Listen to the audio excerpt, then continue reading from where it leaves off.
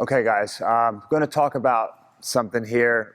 When you're going for ankle locks, the main thing you're looking at is, A, don't go for bad ones. Don't rush them. But you don't want to go for the ankle lock, and then the guy ends up on top because he escaped, and then you're getting smashed. You're down 2 points. It's a real pain in the butt. So I develop an exit strategy. When the ankle lock fails, to get back up. And so I'm going to talk to you. Well, I'm going to show you guys, I should say, how I do that.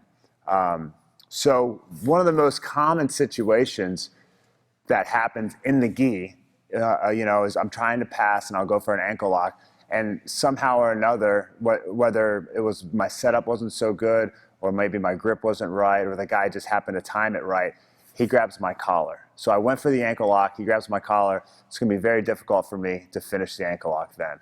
At that point, you don't want to start looking to chain that into another ankle lock that wasn't your primary objective. At that point, especially in sport jiu-jitsu, and that's what this is tailored for, you really need to respect the points, because so many matches are going to be 4-2 or 2-2. Somebody wins by advantage, and you can't afford to just give up 2 points like that. So if I go for an ankle lock and it fails, and most of the time it's because somebody got a hold of my collar, I want to come back to the top. Then I didn't lose anything, and I might have even gained an advantage in the process. So as far as like tournament strategy is concerned, this is a really important technique or detail to learn. So start on your back, and let's just say I'm trying to pass. I scoop for the ankle lock and come back. But in the process of coming back, he came up and grabbed my collar. At this point, it's going to be almost impossible for me to tap a tough guy out here. Okay, so when I get in this situation and I see he got my collar, I'm already thinking I need to get back to the top because it's going to cost me 2 points. Okay, I need to control this leg, and this is the discipline. You saw something, you really wanted it, you were about to win the match, and you've got to be able to let that go. The moment's gone, the situation's changed. This no longer is what it was when it started because he's on your collar. At this point, I'm going to cup his knee. He's going to be trying to stand up. I'm going to cup his knee and even kind of grab the material here. All right? I'm going to get off my elbow.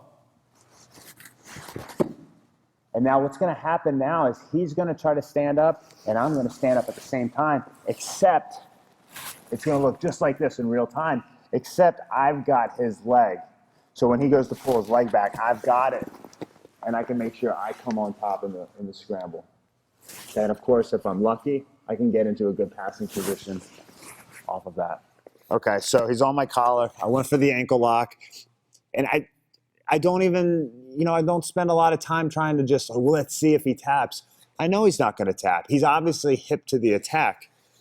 I cup his knee, I grab the material. And the thing is, at this moment, he's trying to come up too. So he's going to start to come up with you, but then he's going to go to pull his leg back, and that's where you're going to take control. So I go to stand, he goes to stand, grab his leg, elevate it, follow him down. All right, guys, so let's kind of look at the real-time situation, and if you've gone for ankle locks, you've probably been in this situation. Trying to pass his guard, sit back, he follows me up. Oh, goodness, I can't stretch him out here. Grab his leg, cupping it above the knee, handling that. He's going to be standing too, but I control this leg and elevate it and make sure I come on top.